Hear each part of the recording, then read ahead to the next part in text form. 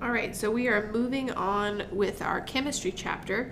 And so now we're going to talk about inorganic and organic molecules. And so we'll talk about inorganic molecules first. They're a little simpler. So one way you can recognize an inorganic molecule is that they have no carbon backbone. Okay, and so characteristic of organic molecules is that they have a carbon backbone. Inorganic molecules do not. So one of the most important inorganic molecules we're going to discuss in our class is going to be water. So water obviously does not have a carbon backbone. It's just hydrogen and oxygen. And it has a lot of important functions in the body. Some other inorganic molecules would be ions. So calcium, sodium, chloride, potassium is going to be very important for us, phosphorus, sulfur, nitrogen. Okay, so just some different ions, right? So the really important ones that we'll be seeing this semester in our class will be these ions. So calcium, sodium, chloride, not as much, all right, but definitely potassium. But a little bit we'll see chloride. Oh, also, because we're about to talk about it, hydrogen. All right, because we're going to talk about pH in a minute. Okay. So let's talk about, before we go into pH, let's talk about water and why water is so important to talk about in this chemistry chapter and with the functioning of the human body. All right. So a couple really important functions is that water is involved in forming and breaking down molecules. Okay, we talked about last time, if we look back up here, all right, those terms we introduced, right, anabolism and catabolism. So with catabolism, we're breaking things down. Anabolism, we're going to be forming bonds and building molecules. And so water is going to actually be involved in those processes. All right, so the first process involving water is hydrolysis. So with hydrolysis, we are going to, I'll kind of define it here first. We're going to add water to break a bond. So this would be an example of catabolism, all right? And so with anatomy, I prefer to kind of be able to see a word and kind of recognize its parts instead of just memorizing definitions. So when you look at this word, lysis means you're going to be breaking something, okay? So whenever, lysis, to break, if a cell lyses, it's going to break open. And hydro refers to water. So we're going to be breaking things with water. In this case, we're breaking bonds. All right, so if we have these two, so AA just stands for amino acids. These two amino acids bonded together. What we're going to do for hydrolysis is we are going to add water to this bond, and it's going to break it and separate it now into two separate amino acids. Okay, so one amino acid will receive an OH, and the other one will receive the hydrogen. All right, and become two separate amino acids. Okay, so hydrolysis, breaking a bond by adding water to it. And then dehydration synthesis is just going to be the absolute opposite. All right, so we are going to form a bond by removing water.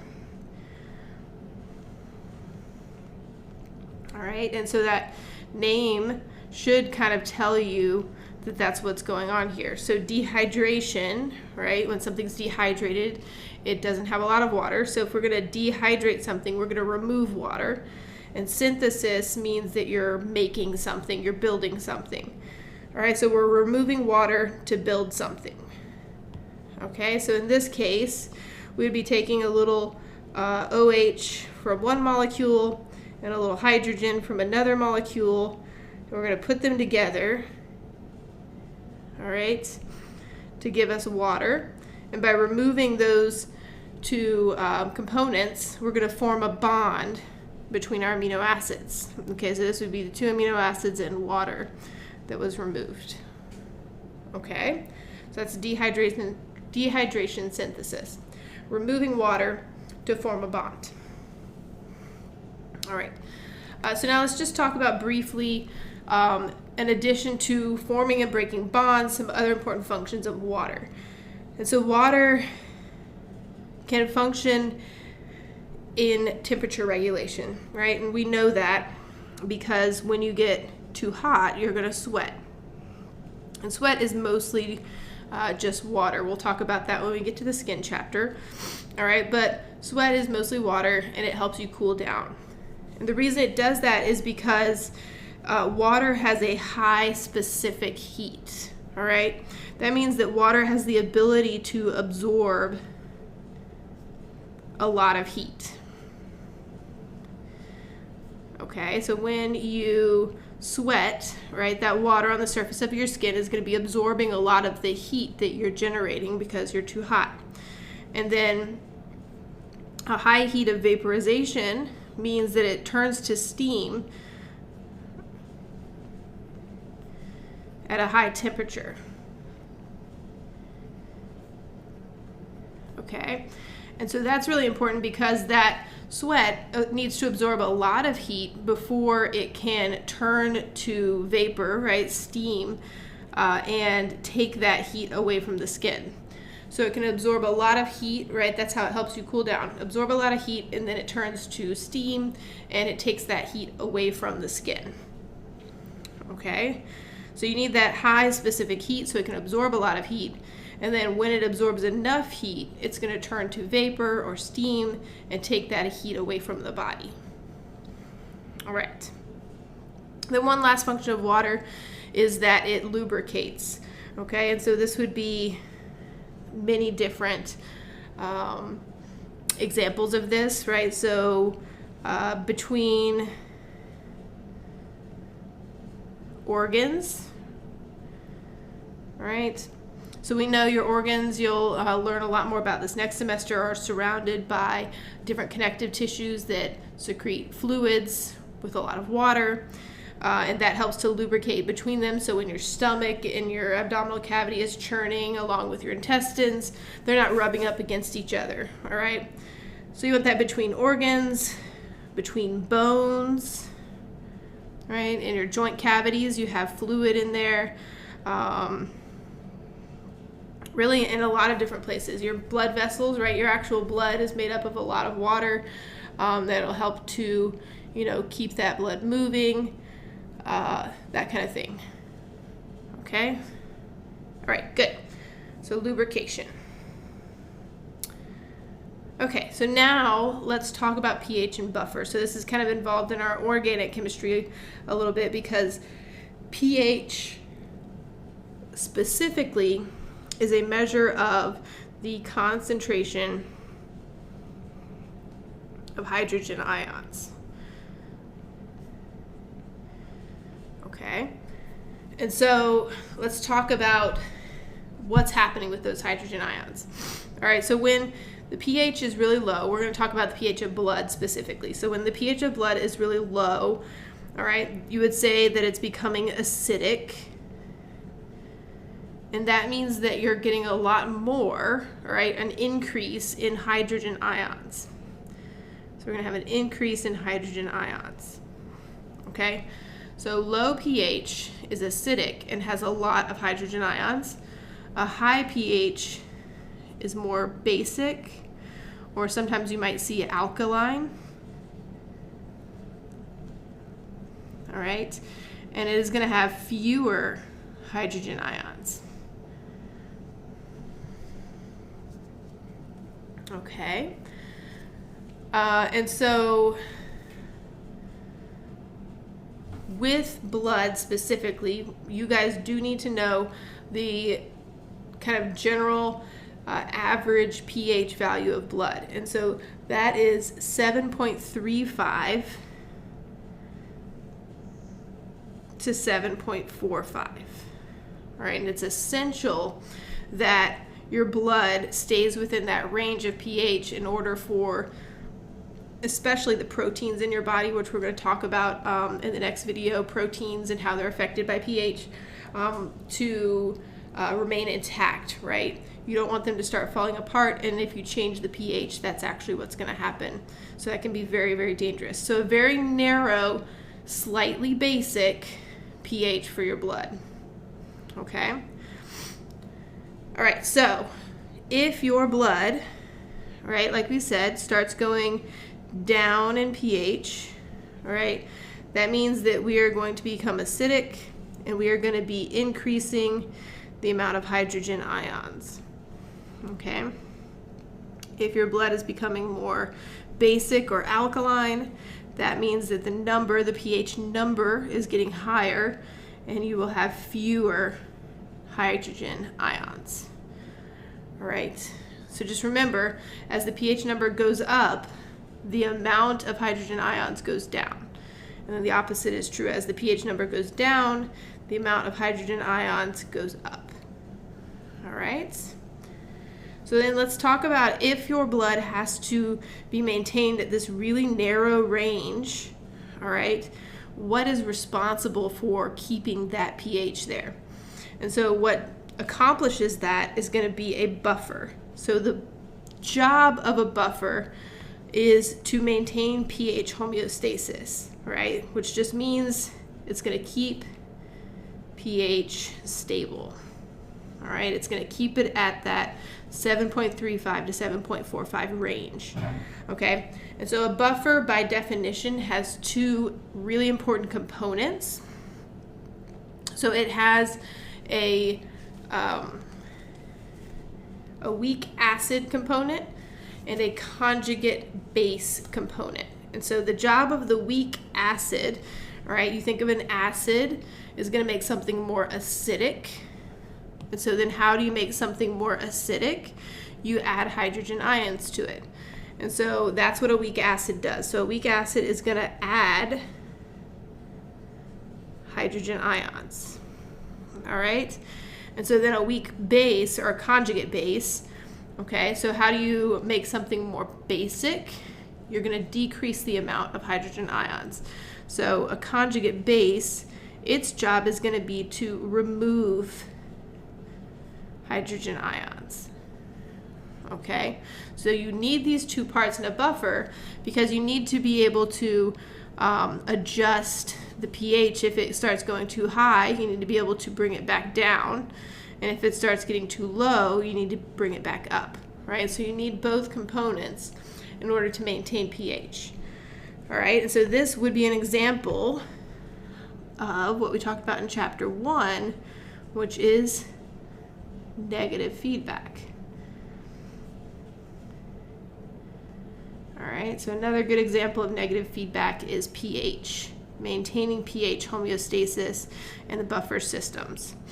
Okay, so our specific buffer system that you guys need to know, absolutely need to know, is found in our blood. Actually, let me keep this here so we can draw on our picture, is the carbonic acid bicarbonate buffer system. All right, and so our weak acid for this system is the carbonic acid, and our conjugate base is bicarbonate. Okay, so we go from our weak acid, I'm just going to rewrite it here, H2CO3, can give up, right, its hydrogen. It's trying to make things more acidic because that is the job of our weak acid, right, to add hydrogens. So it can give up one of these hydrogens. All right, so when it does that, it becomes, we'll just put our hydrogen here that it released, and now you're just left with one H and a CO3, and it's lost a positive charge, so it's going to be minus. All right, so that's what happens with that exchange, and we can go the other way. So this bicarbonate, right, our conjugate base, can bind to, right, and remove this hydrogen and become carbonic acid. So this can go both directions, right? It's reversible. Okay. Oh, that's why I have this second timeline here. That makes sense. All right, so let's draw this on this, or not timeline, this pH scale.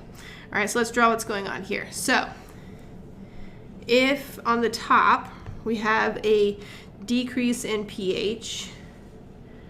Remember, that means that we are increasing our hydrogen ions. All right, so one question I could ask you is, which component of our buffer system is going to restore pH homeostasis? So if pH is decreasing, which component of the buffer system will restore pH? Okay, so think about that for a second. All right, and the way I would approach this question is to say, so what's changing with our hydrogen in this situation? So our hydrogen is increasing. Okay, so to counteract that, what do you want to do? You want to decrease the hydrogen. Okay, so we know that's the job of the bicarbonate here, our conjugate base. All right. Whoops, there we go. All right, so to bring this back, all right, the bicarbonate, HCO3 minus, will be active. All right, so you can even say it will remove H plus. That's its job, right? Bicarbonate's the conjugate base. It's going to remove hydrogen ions, and that'll bring us back to our homeostasis. Okay? So let's think about the opposite direction. So if we are increasing the pH, that means we have fewer hydrogen ions. So the question is, which component of the buffer system is going to restore pH homeostasis? And so the answer to that would be, because we have fewer hydrogen ions, what we're going to need to restore that homeostasis is to be adding more.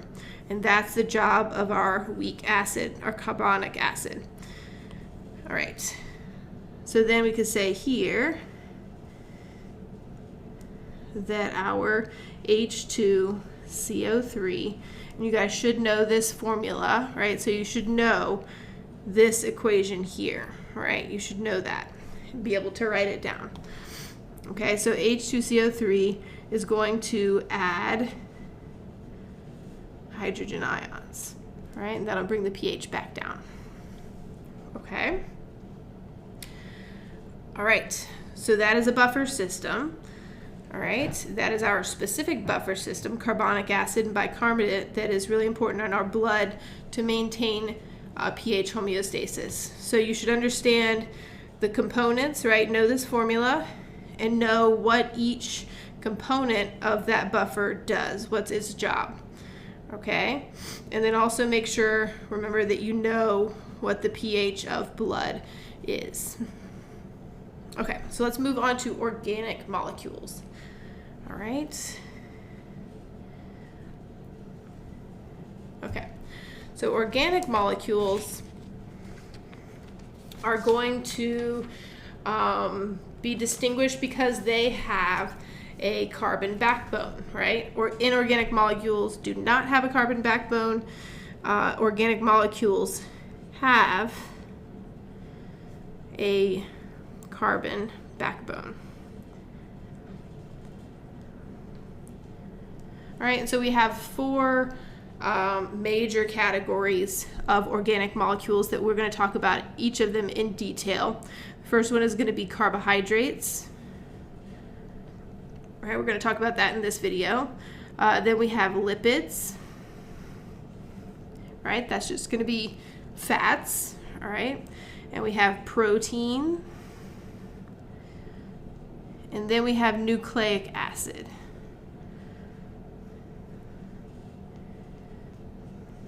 All right, so those are our four big categories. So if you see any specific example of any of those, all right, these are all organic molecules. They all have carbon backbones. Okay, so in this video, we're going to just start by talking about carbohydrates. All right, so carbohydrates, the elements found in carbohydrates are going to be carbon, oxygen, and hydrogen. All right, and so you can see a very basic example here of a carbohydrate. This is glucose, and so glucose has the chemical formula C6H12O6. O6. I'm sure a lot of you learned that in chemistry or biology class. All right, so that is glucose. Okay, so the most basic form of a carbohydrate is called a monosaccharide. All right, and so what we call this, when we have, especially with these organic molecules, we kind of build them in these little subunits. It's like we're taking like little Lego bricks, right, and we're sticking them together to make bigger molecules. So if we refer to just like one of those little Lego bricks, right, as small as you can get your building blocks, one Lego brick is called a monomer. All right, so we'll have monomers for each of our 4 types of organic molecules. So a monomer of a carbohydrate is called a monosaccharide. All right, so just one sugar, right? Saccharide just means a sugar. So just one sugar is called a monosaccharide. All right, and we have 3 examples of monosaccharides that you should be familiar with. So glucose is our first one. All right, so that's what we have drawn here and actually here. So these are just 2 different ways of drawing it. So this is just showing, the bond kind of between each. This is more representing the actual shape of the molecule, right? These sugars take on this kind of ring shape. All the carbons are connected to each other. Okay, either one is fine. You're not going to have to draw or recognize chemical structures on your exam, okay? What you need to know is more so going to be this stuff over here. All right, so chemical structures are not important for your exam. Okay, so glucose is our first monosaccharide, and then we have fructose and galactose. Okay, so those are our building blocks. Okay, so when you put 2 monosaccharides together, you get a disaccharide. All right, so these are going to be 2 monosaccharides. All right, they are put together through dehydration synthesis. All right, so we would take, for example, if these were 2 glucose molecules, we would take those 2 glucose molecules and you could take, if we had these up here, right, sitting side by side, you could take the OH from one, right, and the hydrogen from the one next to it and combine those to remove a water, and then you formed a bond. And so that's your dehydration synthesis. Okay? So we have 3 examples of disaccharides that you should know. The first one is sucrose, and you should also know what monosaccharides they're formed from. All right, so sucrose comes from glucose, right, and fructose. So you combine glucose and fructose, you get sucrose. Sucrose is just table sugar. All right, so like white granulated sugar that you use in baking or maybe add to your coffee, that is sucrose. Okay, then our next disaccharide is lactose. And so lactose comes from combining glucose and galactose. All right, and so lactose is the sugar found in dairy. All right, so this is the sugar in milk. All right, so milk and cheese and that kind of thing, that's going to be lactose. And then our last disaccharide is maltose. And so then maltose comes from combining 2 glucose molecules. And so maltose is malt sugar, right? So if you have like, if you've had like a Whopper, right, that has malt in it, or a malted milkshake, that definitely has malt sugar. Also, beers have malt sugar in them as well. Some beers. All right, so this is malt sugar. Okay. And then if we take more than 2 monosaccharides, all right, and start putting them together, so it's going to be greater than 2 monosaccharides. Whoops. and put them together, that's when we start to get to polysaccharides. And so typically these polysaccharides are going to be huge, even much bigger than this drawing, right? So they're going to be many, many monomers, monosaccharides put together. It's going to be branched. There'll be a branch here, maybe one here.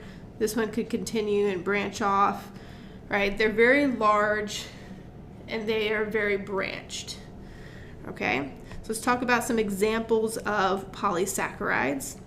All right, so the first one is going to be glycogen. And so this one's very important because this is the way glucose is stored in the body. Okay, and so glycogen is actually formed by the liver.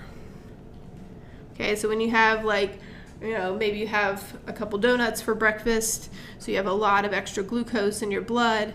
That's going to be taken up by the cells, and your liver is going to put all those glucose molecules together into glycogen and kind of save them for later when your blood sugar maybe goes down. Okay, so glycogen is the storage form of glucose. All right, and starch is the sugar that's in the food we eat. All right, so any kind of starchy food, potatoes, rice, bread, stuff like that, that carbohydrate in that food is going to be in the form of starch. All right, and then lastly, we have cellulose. So this is in plants, right? So this is the sugar in plants, and it is pretty undigestible for our digestive system.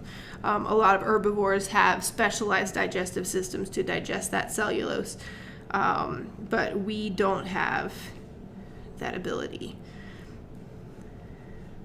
We have some bacteria in our digestive system that can help us break down these things, but we're really inefficient at digesting cellulose. Okay, and so this also, you may have heard of it called fiber.